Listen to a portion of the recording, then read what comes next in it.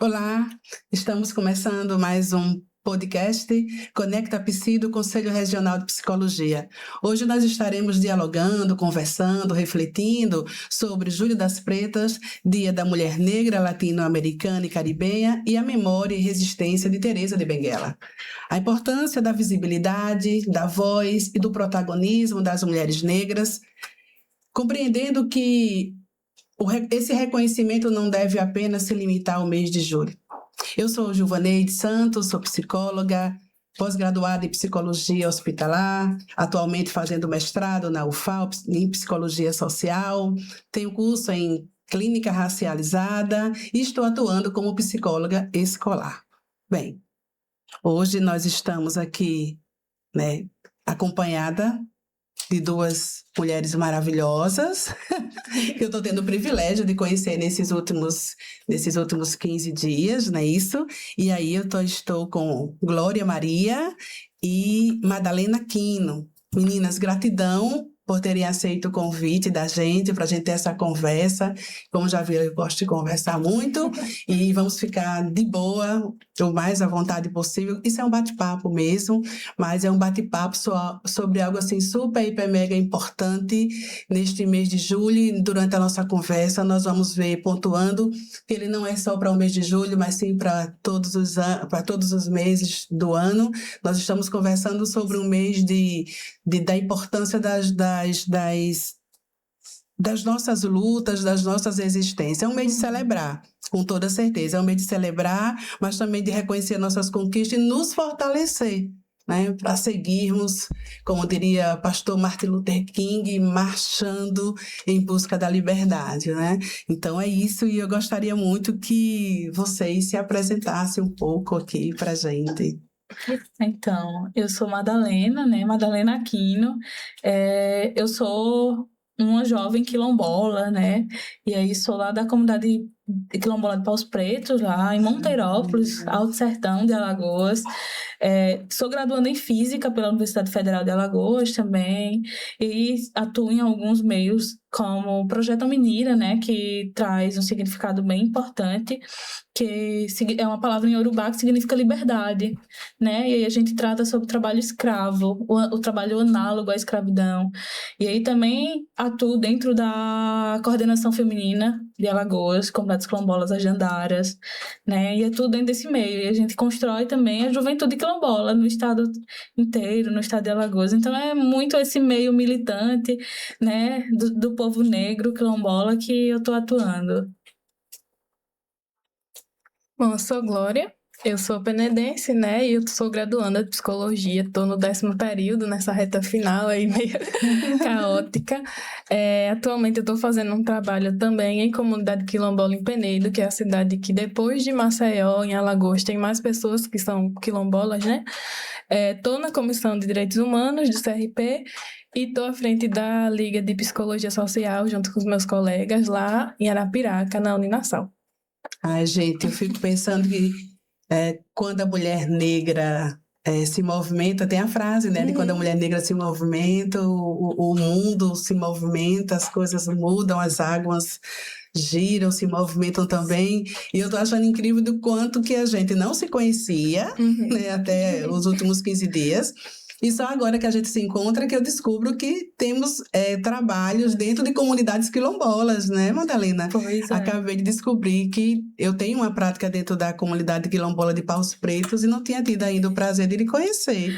Mas que show quando nos encontramos e nos identificamos, em coisas que a gente já faz, em nossa prática, em nossa militância. Eu estou muito feliz. Olha como é legal a gente se encontrar e estar discutindo exatamente dentro do mês de Julho das Pretas, Então, e sobre esse nosso diálogo, para esse nosso bate-papo, eu anotei aqui algumas pontuações, algumas perguntas para ir nos norteando, no dia de hoje, tá bom? E aí eu quero, já que nós estamos falando sobre o Julho das Pretas, que esse mês, o que é que Julho das Pretas, o que é essa mobilização e por que esse mês é tão importante, Então, o Julho das Pretas acho que é mais uma reafirmação do que a mulher negra consegue fazer, do que a mulher negra tem potência a fazer, É bom a gente falar sobre as mulheres negras, as mulheres pretas o ano inteiro. Mas o julho, eu acho que é um marco muito importante, principalmente quando a gente vem lembrar da pessoa da Teresa de Benguela, né? Aquela mulher que liderou um quilombo inteiro para não ser destruído. Então, acho que é essa reafirmação de quanto a mulher negra ela é potente nos seus lugares, na sua liderança principalmente, porque muitas das comunidades, a gente tem hoje várias 83 comunidades quilombolas no estado de Alagoas e a maioria são lideradas por mulheres. Eu acho que é essa potência que vem reafirmar. Pois é. Realmente, assim como todas as datas, né, especiais, assim, ou específicas em um calendário, elas acabam trazendo esse rememorar das coisas. O julho, ele tem vindo aí enquanto trazer voz a esses movimentos e colocar, né, em pauta questões que são tão importantes. E aí, como ela falou, né, a gente hoje está aqui para falar sobre mulheres pretas que são tão importantes e Teresa vem aí já como um dos nomes desse mês, né, para nomear esse mês, mostrando como que há um tempo, no século, eu acho, 16 ou 17, já há tanto tempo, né, uma mulher preta se colocou nesse lugar de estar à frente de uma comunidade quilombola e fez tudo que ela fez, né? E como que isso deixa uma marca para a gente já de representatividade, sabendo todos os desafios que isso é. Hoje em dia, imaginar que nesse momento a Teresa já teve esse papel. Eu fico... Aí a gente fala de Teresa e eu vou lembrando de Aqualtune. Com certeza. Não tem como não lembrar de Aqualtune, né? Uma mulher negra, princesa africana, que chega aqui, desbrava a terra de palmeiras e chega até o quilombo e ali administra, como vocês estão falando, né? Administra durante anos o quilombo dos Palmares, né? Funda o quilombo e fica ali administrando. Eu acabei de chegar de Belém do Pará e eu estive ali visitando um quilombo que vem sofrendo algumas violências, suas lideranças também, e o campo também querendo ser invadido aí pelo Estado, né? E também organizado por uma mulher, né? Então, assim, a gente vai aí a Teresa de Benguela, vai a Aqualtune, vai aos dias de hoje, né? A Belém, aqui de tantos lugares onde nós vamos encontrar mulheres. Então, assim, o Julho das Pretas, como vocês estão dizendo, é para a gente celebrar, pontuar, relembrar, mas que nós já estamos aí há muito tempo, né? Fazendo acontecer, tá? E aí... Por isso, né, vocês afirmariam que não dá para se limitar, até por esse tempo agora, a gente acabou de fazer, né, esse pensar, esse cronograma, não sei, de tempo, né, essa reviver de tempo, ali de Teresa, de Aqualtune, e de atualmente, há um mês atrás eu estava em Belém do Pará, né, vendo uma mulher, né, líder dentro de um quilombo, assim. Então, assim, não, vocês acreditam que dessa visibilidade ela não pode ficar limitada aqui apenas ao mês de julho? Não, com certeza não pode se limitar. Até porque existem mulheres negras o ano inteiro, né? Existem mulheres negras o ano inteiro. Então, acho que é uma problemática se limitar somente ao mês de julho. A gente só lutar pelas causas raciais das mulheres no mês de julho. Pois é, eu acho interessante quando você trouxe que é impressionante que não conhecia a gente. Eu acho que isso já diz alguma coisa, né? Quando a gente para pensar o quanto que as nossas vozes foram e são silenciadas, e isso já diz um pouco sobre... Talvez a gente não se conheça porque tem algo por trás disso, né? Não só a gente, mas quantas outras vozes de mulheres que a gente não conhece por conta disso. Acho que tem crescido muito o rap feminino, trazendo a voz de mulheres pretas, né? Como um movimento mesmo de luta. E aí tem um trecho que eu gosto muito, que é da Nana Tsunami, que ela fala que ela jura que quase morreu no laudo de inveja masculina, e que os homens às vezes não escutam as músicas de rap porque eles não podem mais virar clones. Assim, quantas histórias a gente já não viu de homens que se apossaram de teorias de mulheres, como a questão do DNA, né, que foi uma mulher que fez, e um homem ganhou um prêmio Nobel e colocou o nome dela na nota de rodapé. Então, assim, o nosso nome enquanto mulher, e principalmente entrando nessa questão interseccional, de ser mulher e ser mulher preta, ainda é muito silenciado. Então, é muito importante que a gente não tenha só uma data, um dia, um mês, mas que a nossa voz ela chegue, né, para todo mundo o ano inteiro, porque nós estamos aí. E não tem como... Isso nos reporta, vai nos levar exatamente para o racismo e para o sexismo, né? Quantos homens se utilizam, né, das nossas descobertas, e a gente fala, a gente descobre, né, e ninguém leva a sério, certo? Mas quando o homem vem e diz, eu fiz, eu descobri, e aí, né? Então, assim, lá estamos nós, né? Porque 3 mulheres que estão na militância e tão próximas, porque eu venho ao Paus Pretos, eu vou a Monteirópolis há 20 anos, eu vou ali, e nunca conheci Madalena. O que é que nos distanciou, né? O que é que nos silenciou a ponto de nós duas, que somos 2 militantes, não termos nos encontrado antes, né? Isso, então, assim, o que é que nos silencia, né? Vamos lá, então, refletir no Júlio das Pretas, o que é que nos silencia, né? Então, e aí, o garantir, né? O garantir essa voz, esse protagonismo das mulheres negras, o que é que significa isso para a gente, garantir isso? Então, eu acho que vem muito a questão da visibilidade da mulher, né? Do empoderamento da própria mulher, do reconhecimento que ela tem. E a gente vê, por exemplo, dentro das comunidades, que a gente, mesmo a mulher sendo a liderança da comunidade, ainda não tem essa visibilidade. O homem sempre quer tomar o lugar da mulher. Sempre vai ter um homem querendo levantar a voz nos espaços que as mulheres que estão ocupando. Sempre vai ter um homem, e principalmente no lugar da mulher negra. A mulher negra é sempre subestimada, né? Que não consegue fazer as coisas. E a gente vê aí, dentro de tantas comunidades, mulheres potentes conseguindo tocar uma comunidade inteira, levando várias coisas para dentro da comunidade, vários benefícios, e muitas das vezes ainda os homens é quem querem se sair, né? Então, acho que essa é a questão de não verem muito, de tentarem subestimar, silenciar, calar a mulher em todos os aspectos.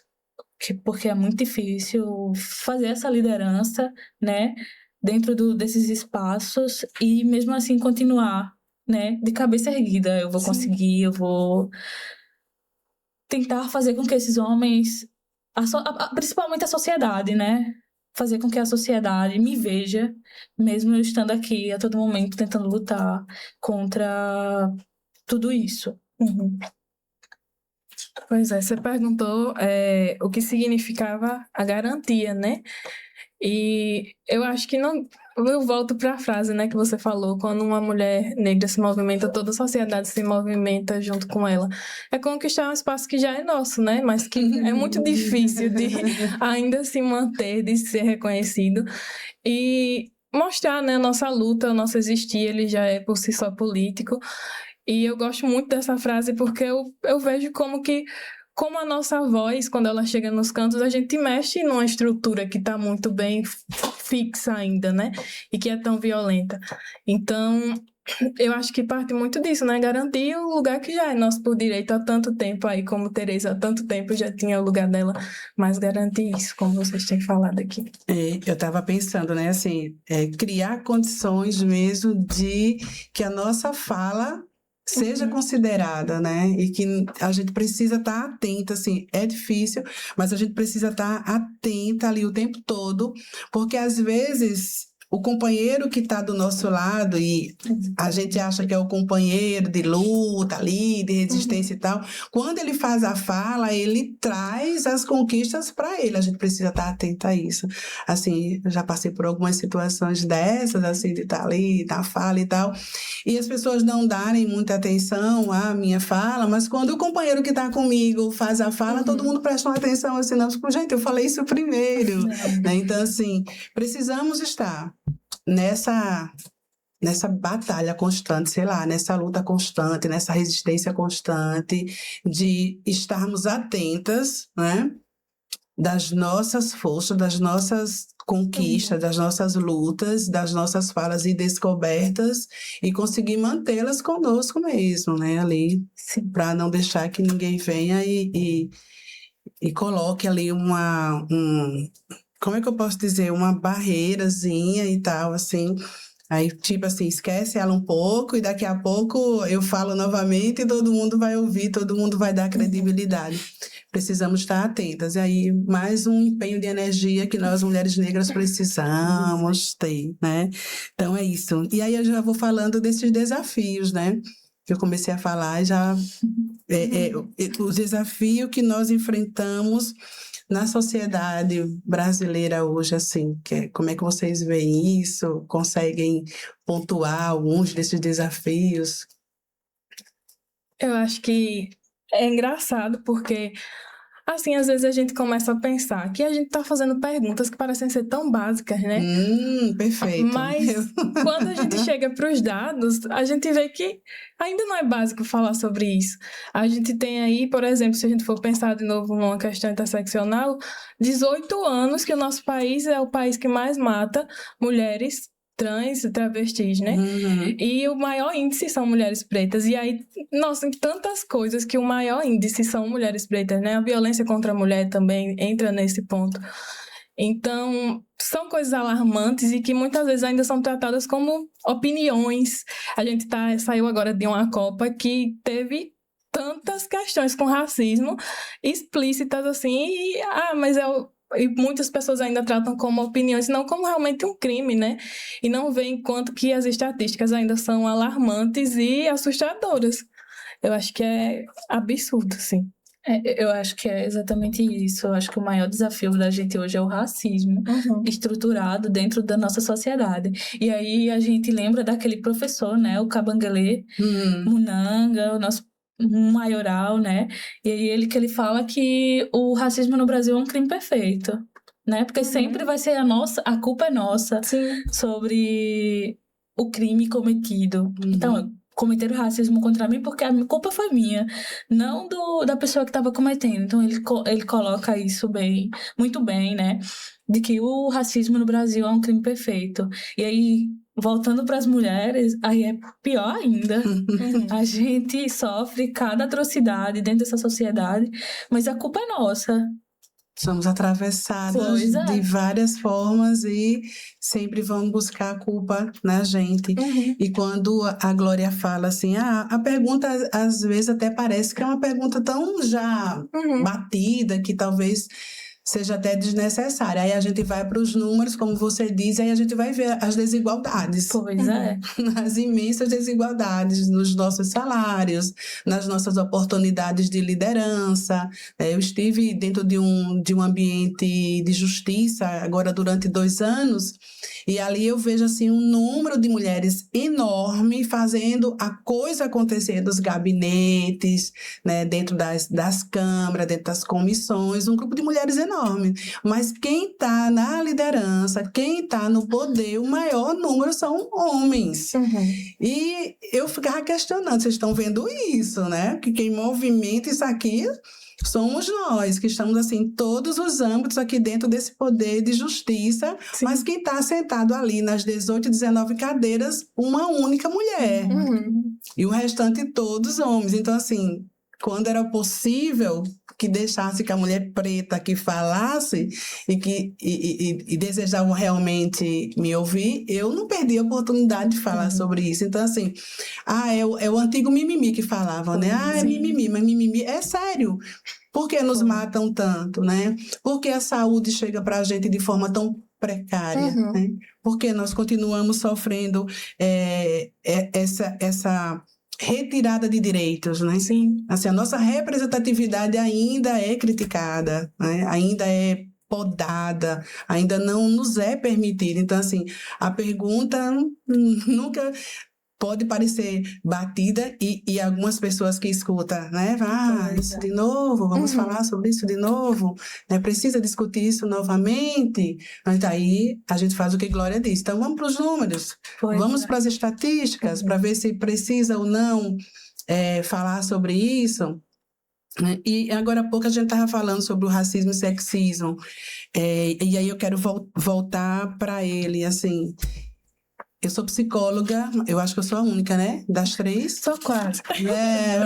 10º período. Isso, então já, meu amor. A gente no 10º período já tá ali, vai pra rua, vai pro front, vai. É só estágios TCC para... Exatamente. Então, assim, e aí eu quero falar da autoestima. A gente vai falar, de repente, como profissional, mas Madalena vai falar como sentiu na pele, assim. O quanto que isso impacta na nossa autoestima, o quanto que isso impacta na saúde mental. E antes que vocês respondam, eu já vou até falar um pouco, uma única frase. Por que eu, Gilvaneide, só me descobri mulher negra aos 37 anos de idade? Eu estou escrevendo aí, né, vou dar um spoiler do meu mestrado. Estou aí falando de uma certa invisibilidade da discussão de raça na minha vida. Por que uma mulher negra, morando dentro de uma periferia, na cidade de Maceió, tendo toda a sua família ali composta por pessoas pardas, né, pretos, né, e essa discussão de raça não era falada, era invisibilizada, né? Eu vou para psicologia, eu vou para a formação e durante toda a minha formação, durante os meus 5 anos de formação, eu era a única pessoa em sala de aula a discutir raça, falar sobre raça e fazer esse link entre raça e psicologia. E estou tendo o prazer e o privilégio de seguir com a minha prática de psicologia discutindo raça. Mas por quê? Dentro de uma sala em que em sua maioria, eu fiz psicologia à noite. Sim. Então, a maioria da minha sala eram pessoas pardas, né? A maioria pardas, né? Então, assim, tinha todo o corpo atravessado pelo trabalhar o dia inteiro, né? Estudar até 10 horas da noite, ter que pegar um transporte, chegar em casa, assim, a galera aqui do interior, chegar em casa ali, quase 23, 24 horas, né? Da noite. E no outro dia ter que acordar cedo.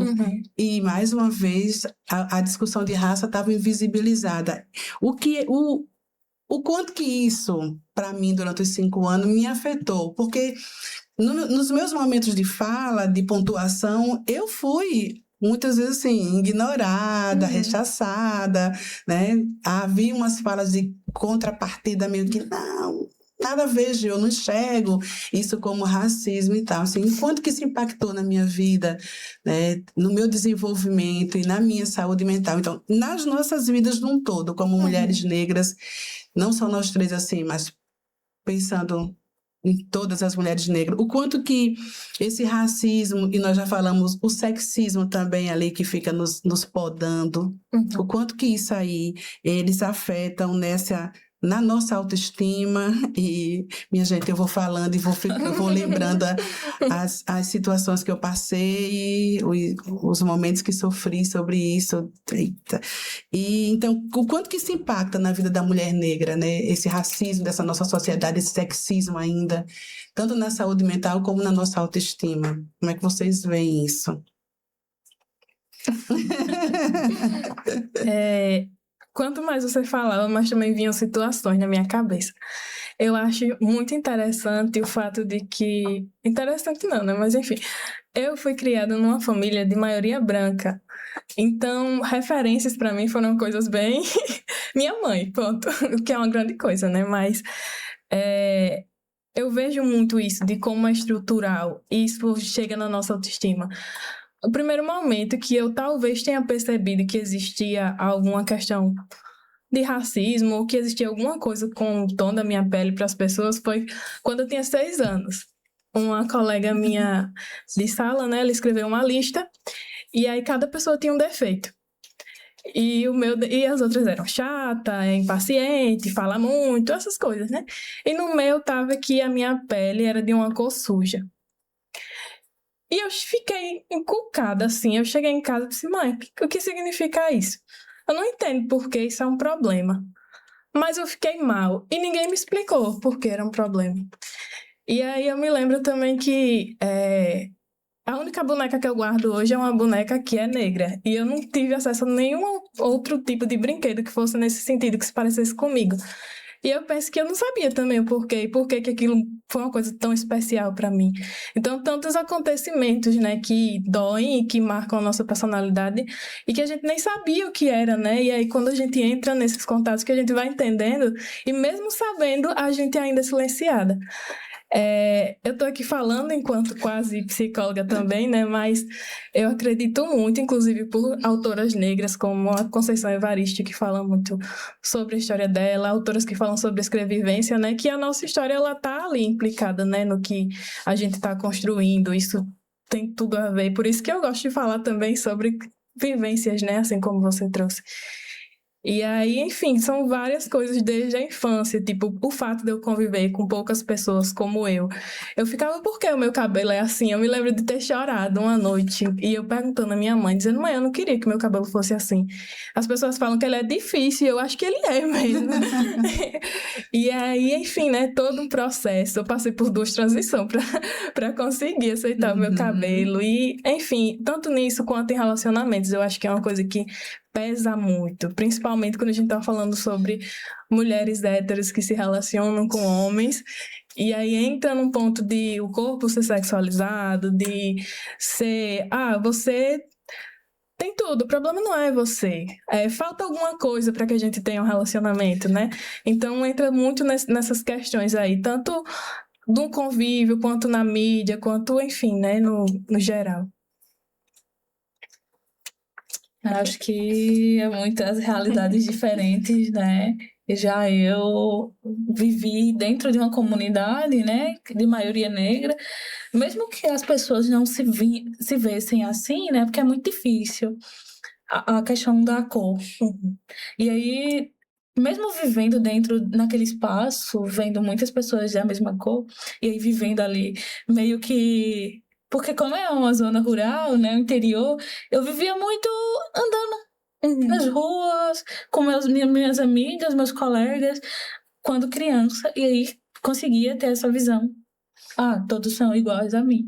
Mas aí quando vem, por exemplo, a questão do ensino fundamental, e aí na minha comunidade a gente precisa ir para a cidade para fazer o fundamental. E aí é quando a gente se depara com várias realidades, com vários realidades econômicas, né? Pessoas que têm uma condição econômica muito melhor, e aí são pessoas brancas, e aí começam a fazer a diferença com as crianças mesmo. E aí eu sofri muito por essa questão. E aí tem a minha mãe é muito referência para mim, mas ela sempre tinha a visão de que porque sem a trança meu cabelo é blackzão, né?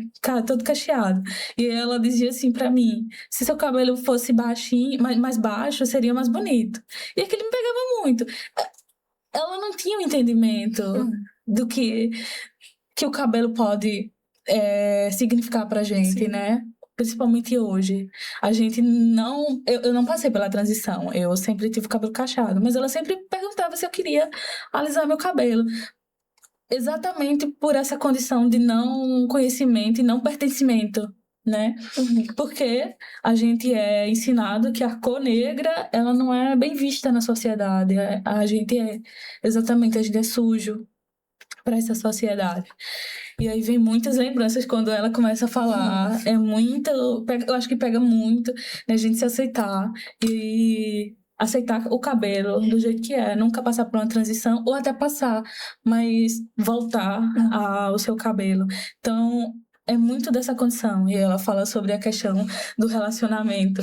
E aí a gente pesa muito, porque muitas das vezes a gente precisa de um parceiro que nos dê autoestima também, né? E às vezes o parceiro não quer uma mulher que fale.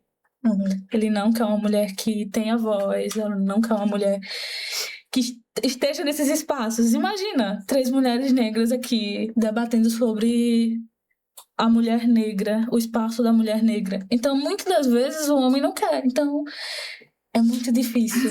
É exatamente isso, muito difícil. Minha gente, olha, eu venho tentando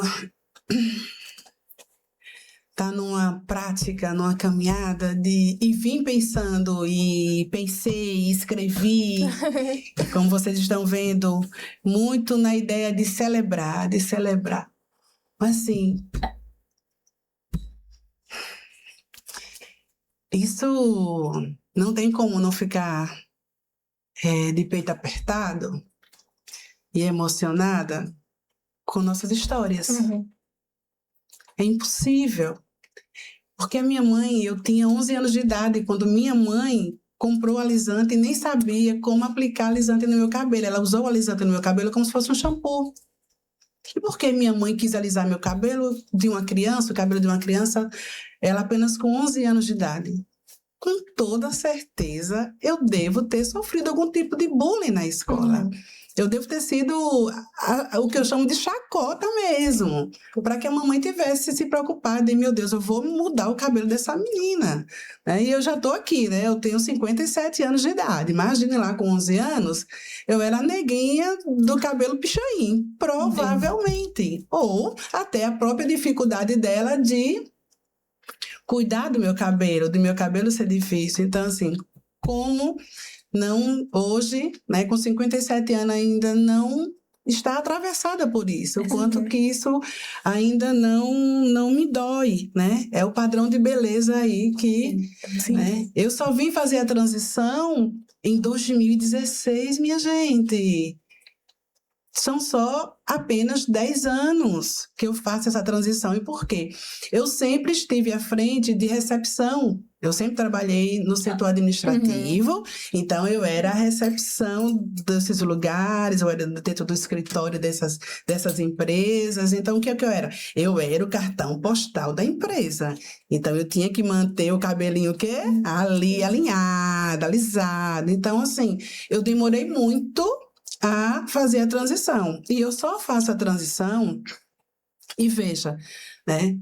Eu me descubro uma mulher negra em 2005. Por que não fiz a transição imediatamente? Né? Por que não fiz? Eu não estou dizendo assim, aqui não é uma crítica, né? A quem ainda mantém o cabelo alisado. E é tranquilo, somos livres para usarmos nosso cabelo com trança, sem trança, cacheado ou alisado. Somos livres para isso. E temos que ser, né? Mas, assim, por que em 2005 eu não fiz essa transição e só vou fazer em 2016? Isso, em 2016 essa transição, né? Então, eu passo um tempo aqui de muito pensar, de tentativas, né? Aí, deixo de alisar, mas coloco um mega no cabelo, para ter o cabelo grande, para continuar ali sendo a cartão de apresentação da empresa. O quanto que isso eu preciso empenhar de energia para isso e o quanto que isso me trouxe de sofrimento, né? Vocês foram falando e eu fui pensando aqui da solidão. Ai, o que é que... Assim, eu não sei vocês, mas eu tive várias experiências de você é muito intensa.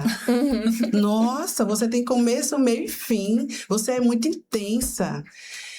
Teve uma época em que eu disse, pô, será que eu preciso mudar aqui um pouco o jeito de ser, sei lá, de repente uma mulher diferente? Depois eu falei,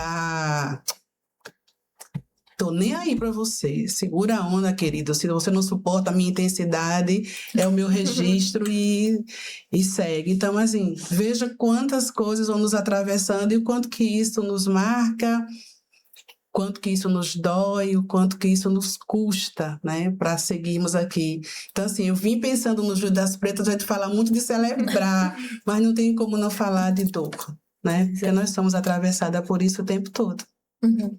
Mas tem uma coisa que me deu uma virada de chave, tá? E eu acho que é uma coisa que atravessou vocês também.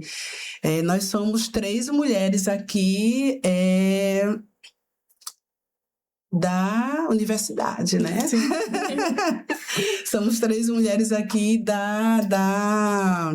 como é que eu posso dizer? Da academia, né? Estamos aí pensando, criando, pesquisando. E aí a minha pergunta é essa: o que é que vocês pensam, né, da educação, né? Como é se ela contribui, eu sei que contribui, mas eu vou perguntar, porque eu anotei aqui. Se ela contribui para esse reconhecimento e essa valorização das mulheres negras. O que é que vocês acham disso?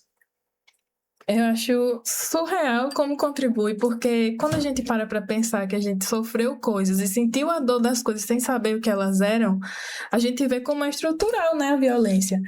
E aí, quando a gente não estuda, a gente não se inteira, a gente não entende, como é que a gente vai saber o que é isso? E falando enquanto futura psicóloga também, como é que a gente vai legitimizar o sofrimento dessa pessoa, né, que vai chegar pra gente?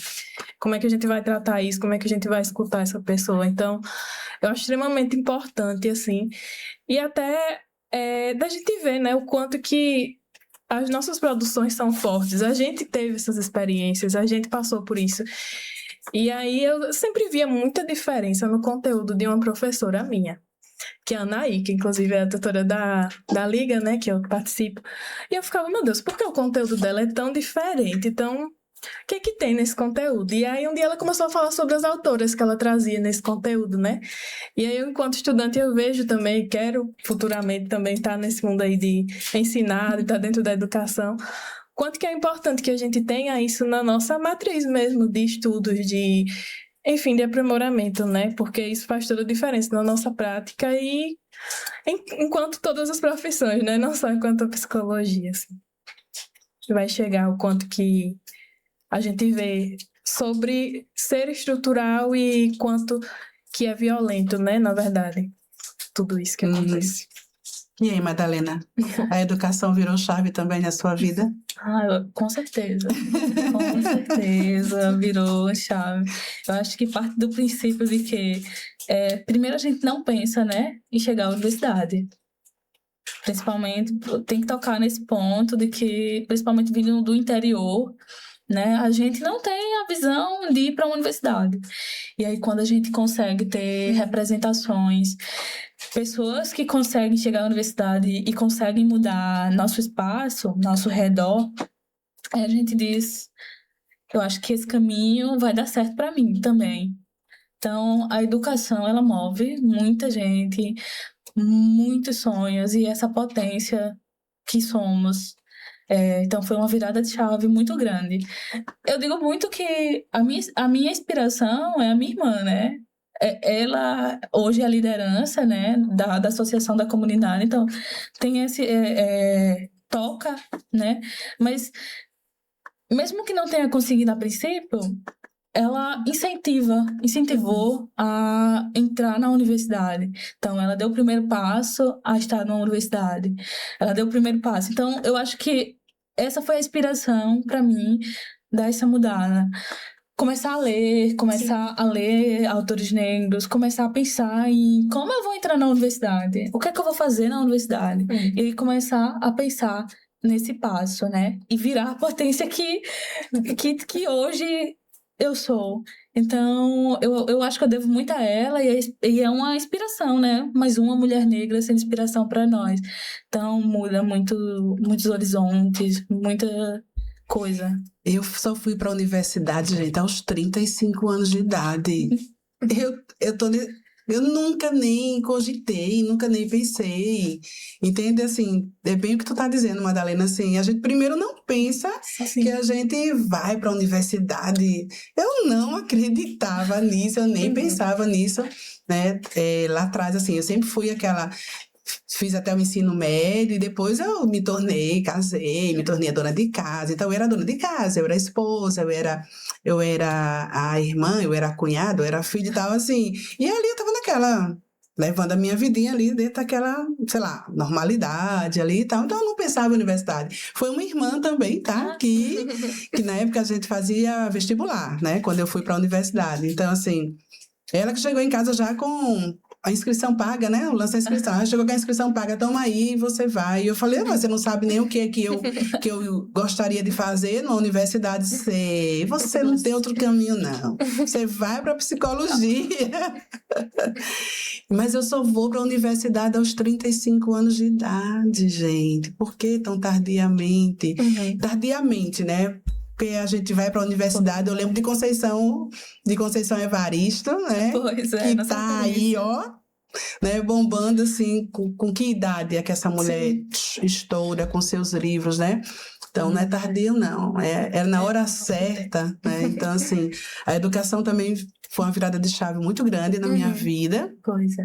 Porque quando a gente vai para a universidade, passa a pesquisar, e aí quando a gente começa a ler esse povo aqui maravilhoso, né, Grada Quilomba, Bell Hooks, Angela Davis, ai, meu jeito, eu fico assim com os olhos brilhando, né, a gente passa a ler essas mulheres tão potentes, né, então a gente tem outras referências, né, outras representatividades que falam a nossa língua, que falam de suas experiências, que nos inspiram, né, e aí a gente que é da militância, não tem como.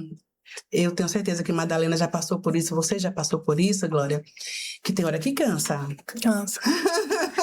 Eu já passei por isso. Tem hora que eu falo assim, ai, meu Deus, eu não aguento mais, não.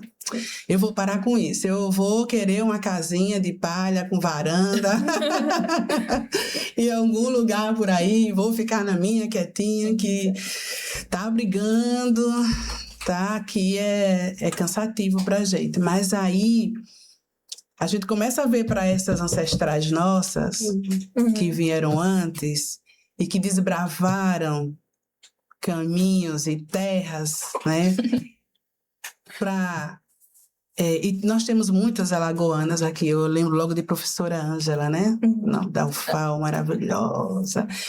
Então, nós temos muitas mulheres negras dentro de Alagoas e fora aqui também, que vieram antes, nossas ancestrais, que abriram caminhos para a gente.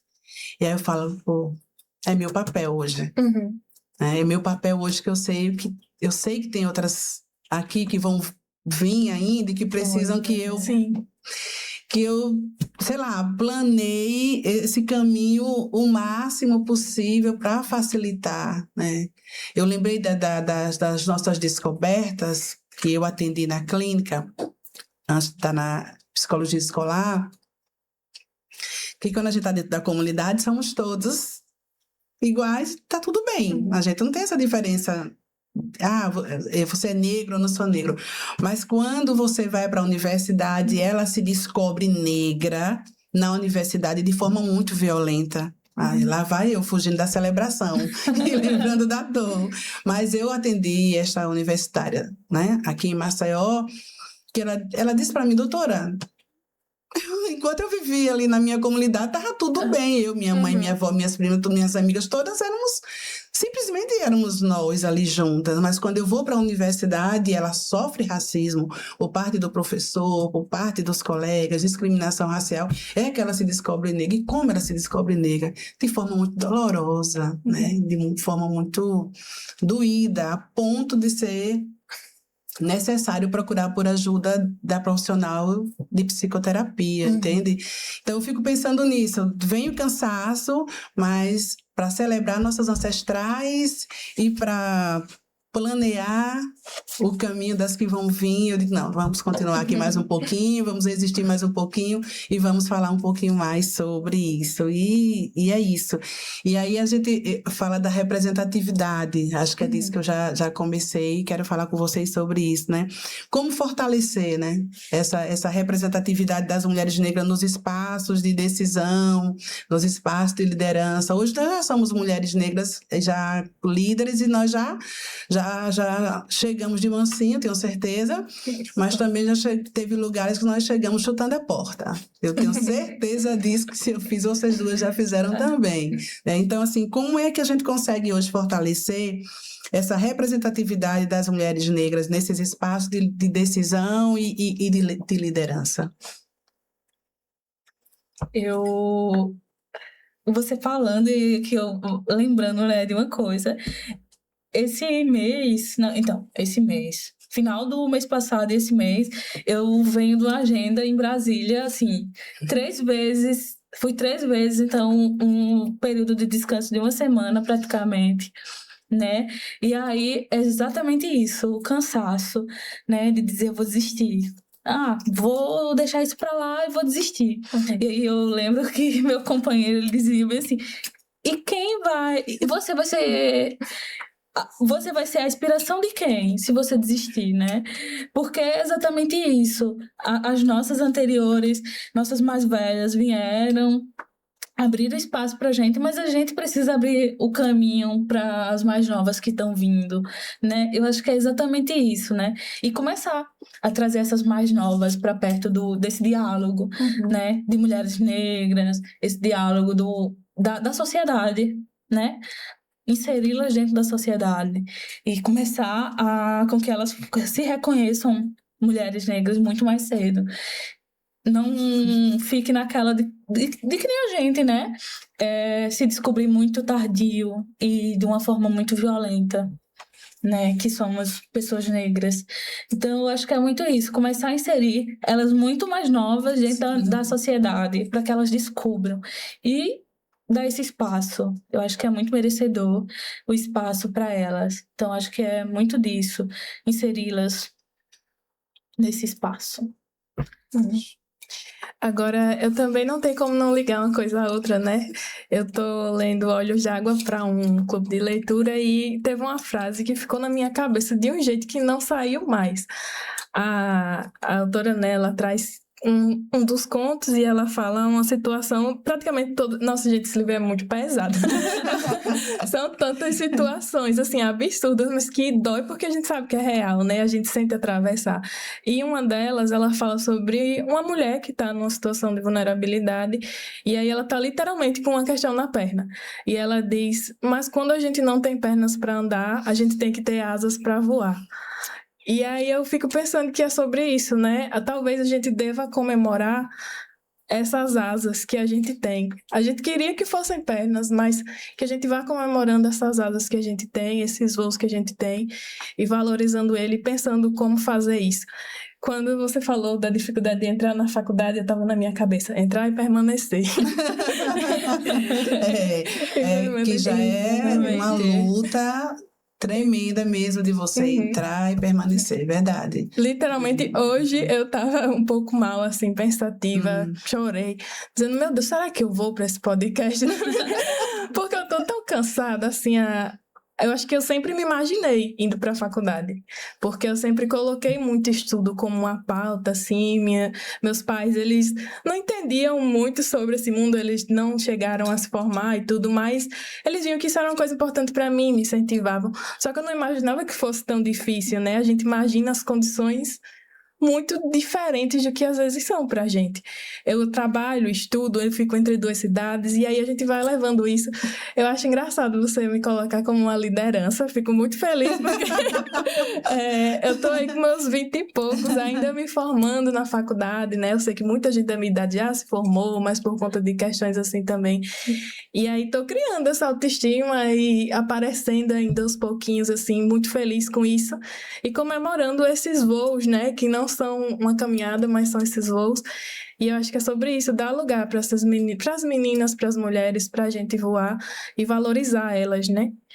E, enfim, tá do lado disso quando a gente vê. Glória, eu não tenho a menor sombra de dúvida que na nossa luta, aonde você chegar, sem você abrir a boca, você é representatividade. Porque nós estamos sedentas disso. Hoje estamos em Julho das Pretas celebrando várias vitórias nossas, né? Está aqui só mulheres negras falando, né? sobre nós mesmas e outras, isso já é vitória, né? Para nós, mulheres pretas. Então, assim, e nós estamos sedentas, né? As que estão por vir, as que estão nos olhando, assim, de longe, né? De vez ou outra a gente escuta assim, doutora, naquele dia, quando a senhora falou isso, que dia foi? Eu nem lembro que dia foi, que eu falei o quê, onde eu estava e tal, e ela vai relembrar. E eu digo, caramba, a gente não tá nem aí, mas às vezes a gente fala alguma coisa e chegar. Mas chegar uma mulher... gente, eu tenho uma sobrinha de 19 anos de idade, tá? E aí, imagina, né? Então, a tia vai sair de casa, e aí, tá legal? Vai assim, né? Nessa simplicidade, não, tia, por favor. E aí, tia? Não sai de casa assim, não. Então, assim... E eu passei a vestir isso dela, sabe? Porque a gente, quando chega, as que estão nos vendo, tocam, e aí facilita. Sabe, a nossa presença, viu, Glória? Você desse jeito, linda, maravilhosa, desse jeito, né, Madalena?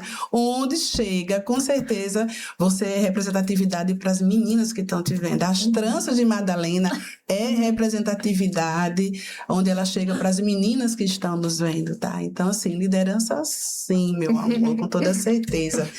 E o quanto que é importante... Um dia desse eu estava na universidade, no diálogo, não sei, fazendo uma fala, alguma coisa assim. Aí eu falei assim, e estava lendo, já estava falando de autoras negras, né?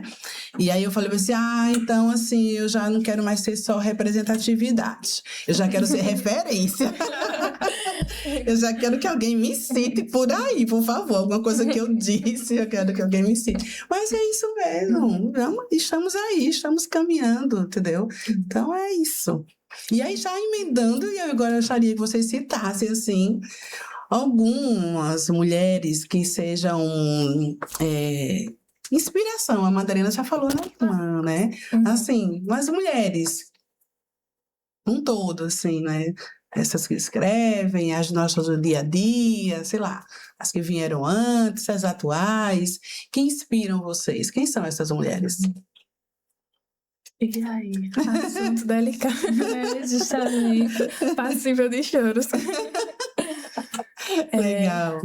Então, pra mim, além da minha irmã, eu era muito pequenininha, nem conhecia ela, quando ela começou a transitar lá em Paus Pretos, né, a fazer as atividades, quando ela trabalhava no governo do estado. E ela trabalhava com essas comunidades quilombolas, que é a Elis Lopes, né? E aí ela agora... É sua irmã? Não. Ah, tá. Eu quero saber o nome da sua irmã. Francielma. Tá bom. Vamos dar nome às nossas. O nome dela é Francielma. E aí tem a Elis Lopes, né? E aí ela hoje faz esse trabalho com a gente. E aí ela disse que me viu falando, né?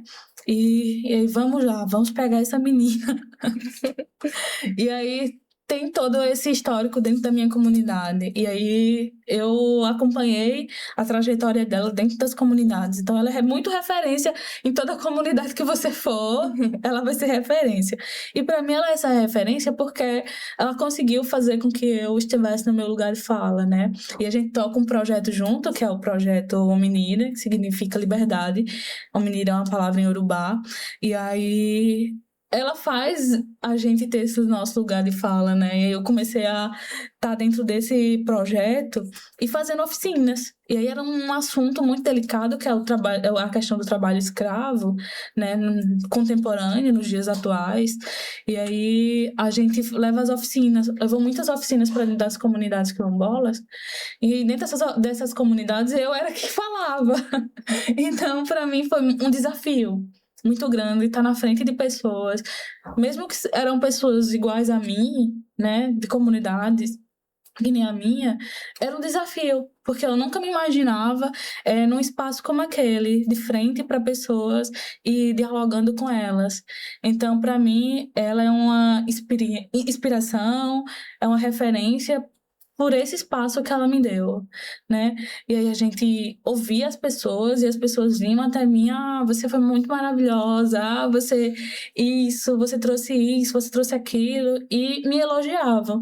E aí eu devo muito esse aprendizado que elas nos proporcionou, né? Porque não sou só eu, tem mais duas, né, que compõem o nosso time, e aí é muito disso. Acho que essa é uma referência muito grande para mim. Incrível.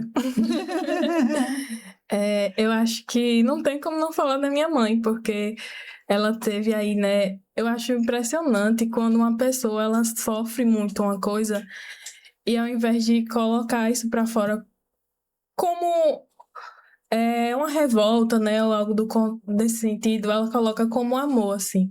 Eu vejo que a minha mãe, ela é uma das pessoas que eu conheço que mais teve atravessamentos, assim, na vida, e principalmente por questões relacionadas a racismo, né?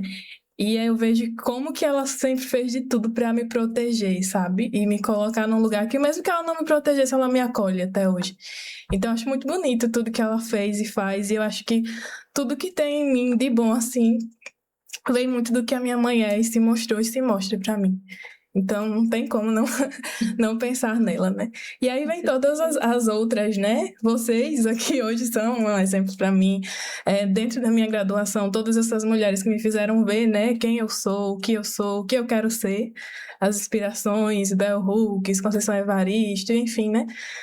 Vem aí como parte dessas inspirações e dessas representações tão importantes, né, pra gente.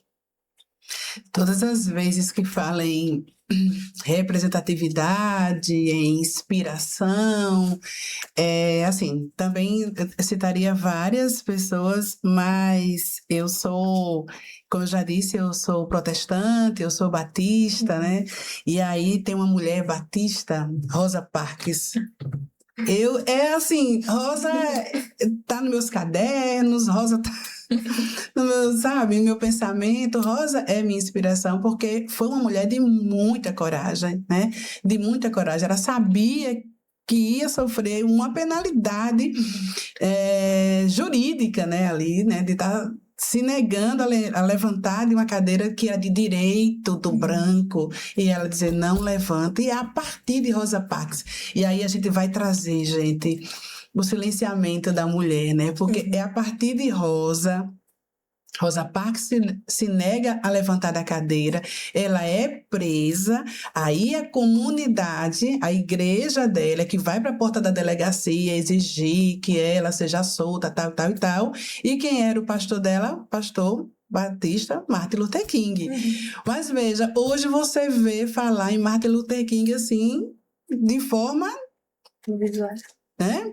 100%. E você cita Rosa Parks ali, vez ou outra, mas foi a coragem de Rosa Parks, né? Foi a coragem dessa mulher que fez com toda essa luta pelos direitos civis nos Estados Unidos, e se iniciou a partir de Rosa Parks, né? Que aí é a partir disso que o pastor batista Martin Luther King vai para a luta, vai para o fronte. Então, assim, Rosa Parks é minha inspiração, corajosa. Meninas, o papo tá gostoso, né? Mas eu já estou vendo aqui pelas minhas anotações que a gente está caminhando aqui para finalizar. E aí eu queria que vocês dissessem alguma coisa assim, o que é que a gente pode fazer, né? O mês de Julho das Pretas a gente vai celebrar, mas precisamos continuar lutando, resistindo. E aí, como combater o racismo ainda em nossa sociedade? Como promover uma equidade racial no dia a dia? Como é que a gente consegue fazer isso? Eu acho que uma coisa que tem atravessado muito a construção do meu TCC é valorizar saberes também, né? Eu acho que principalmente quando a gente entra assim nesse âmbito de comunidades tradicionais, comunidades quilombolas, às vezes dentro da nossa profissão a gente acaba indo para um lugar que não tem tanto essa valorização, né? Então eu acho que a gente conhecer, escutar principalmente, né, essas mulheres, essas pessoas e valorizar os saberes delas, dar lugar a elas e favorecer, né, essa voz que a gente tem, como a gente tem falado aqui. Eu acho que é um assunto muito pertinente, assim, né? E muito árduo, né? Como combater o racismo? Eu acho que tem várias formas de combater. É exatamente isso, trazendo nossas bezedeiras, né? Porque são muito importantes nossos saberes tradicionais. Dentro da comunidade está cheio de saberes. E aí, muitas das vezes é negligenciado esses saberes, não é reconhecido, né? É o chá que você vai tomar e consegue, Uhum. né? E aí é muito negligenciado esses saberes dentro da comunidade. E aí, Negligenciado, silenciado, colocado de exatamente. lado, não considerado Pois é, de forma sim. nenhuma e que é bem nosso. Por que isso não é produção de saúde, Por né? que isso não é? É exatamente isso. E aí a academia chega dentro da comunidade e Ai, tenta meu subestimar esses saberes. E aí não levam para esse A gente sentido. erra muito. E aí a gente vai para a escrevivência. Exatamente. Gente, né? Numa escrevivência, a gente contando de nós mesmas, falando de nós mesmas, falando desses saberes, falando da bezedeira, falando dos chás, o quanto que tem que produção rica. Agora eu lembrei, o ano passado, creio eu, Marina está aqui conosco nos bastidores, ela vai lembrar disso. No encontro, em novembro, o encontro da Comissão de Psicologia e Relações Étnico-Raciais foi junto com a Comissão de Povos Tradicionais e a gente trouxe uma senhora de uma comunidade. Minha gente, eu fiquei assim, meu Deus, eu quero ir lá, viver isso, sentar assim, ela relatando dos saberes da comunidade dela, de uma árvore que tinha lá e tal, e que a partir daquela árvore ela educava as pessoas da comunidade dela, os mais velhos, ensinavam a partir dali, e eu fiquei sedenta, eu estava ouvindo ela ali numa sala, tipo um auditório, mas eu fiquei com uma vontade, assim, já fiquei desenhando em minha cabeça, eu sentadinha ali do lado, num tronco, entendeu? Ouvindo esses aprendizados. Como eu falei no início, lá em Belém, no Quilombo Menino de Jesus que eu fui, ouvi, gente, eles nos levaram para uma pequena trilha, mas que nessa pequena trilha eles foram nos mostrando as plantas, para que serviam. Eu fiquei assim encantada com aquilo, né? E aí, por que hoje esses saberes não... Por que a gente não consegue conciliar isso com a medicina, sei lá? A gente precisa falar, a gente precisa escrever, precisa celebrar, mas precisa pontuar tudo isso. Isso é a forma de lutar e de resistir, né? Muito bem, meninas. Eu tenho certeza que já fizeram sinal para mim ali, sabe? Que a gente precisa encerrar. E eu já quero agradecer imensamente, assim. Eu estou muito feliz com o dia de hoje, de ter conhecido vocês duas. E agora a gente é parente, tá? Desculpa. Vamos caminhar juntas, trilhar juntas muitas coisas e estarmos juntas mesmo, assim, de nos acompanhar. E, tá, gente? Assim, muito feliz mesmo de conhecer vocês, né?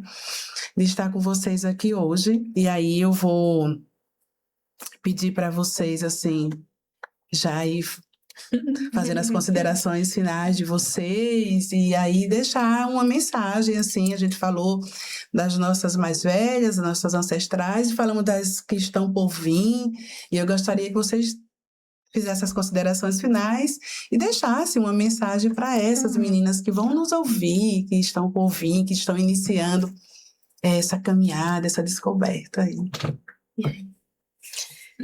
Primeiro, eu gostaria muito de agradecer, né? Para mim é muito importante estar aqui hoje.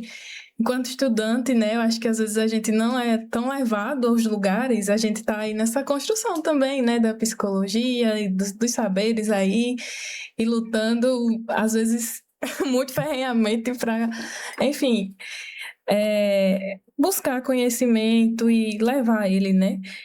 E muito bom estar aqui hoje, muito bom mesmo. Foi um momento incrível para mim, foram ótimas partilhas, adorei conhecê-las. E é isso, eu acho que uma mensagem, eu falei da frase, né, de Conceição, que ela falou: quando a gente não tem pernas, a gente cria asas. Eu espero que todas as mulheres, elas criem asas, pelo menos por enquanto, né, para que um dia a gente possa caminhar e que esse voo seja ótimo e maravilhoso, e aproveitem e se sintam merecedoras, né, que às vezes é tão difícil que a gente se sinta. Acho que a gente tem que se sentir merecedora, sim. Eu também queria agradecer muito pelo convite, pelo espaço, né? A poder estar aqui é muito importante. Acho que não só para mim, mas para as meninas, exatamente como você disse, as meninas que irão nos assistir, né? Principalmente as da minha comunidade. Eu acho que vão se sentir muito realizadas, representadas. Eu acho que é isso, agradecer muito e dizer a elas, né? Dizer a elas que elas podem, a todas as meninas que elas podem estar nesse espaço. Basta ser que nem você, né? Ter essa capacidade de não baixar a cabeça. Acho que nem a gente, né? A capacidade de não baixar a cabeça, de ser essa mulher mesmo cheia de vontade, de dizer não para as coisas, né? Quando quiserem nos silenciar. Então, eu agradecer o convite e estamos aqui. Vamos manter contato, vamos manter esse diálogo sempre. Show. Maravilha, uma delícia, delícia. Eu estou muito feliz, assim, já falei, acho que já estou me repetindo já, assim, de muita felicidade mesmo de ter conhecido vocês duas.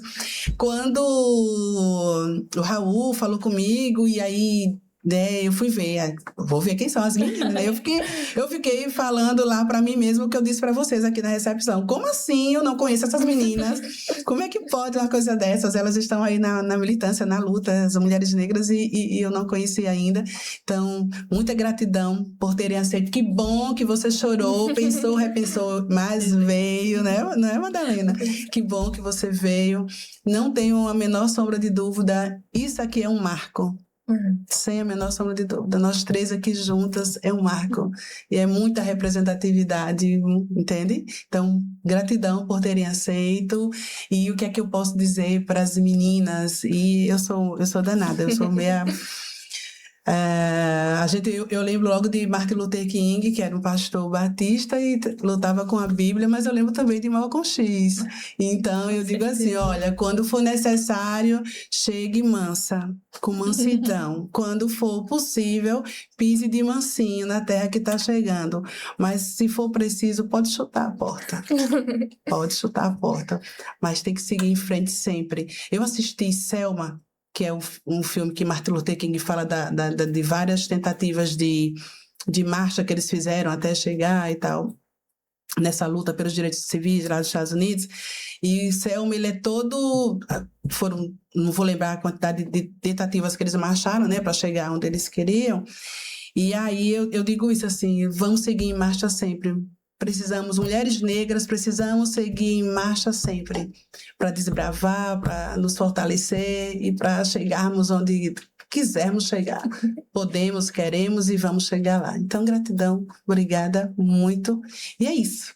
Estamos encerrando aqui mais uma edição do Conecta Psi, do Conselho Regional de Psicologia. Só gratidão por essa tarde e a gente espera vocês no próximo.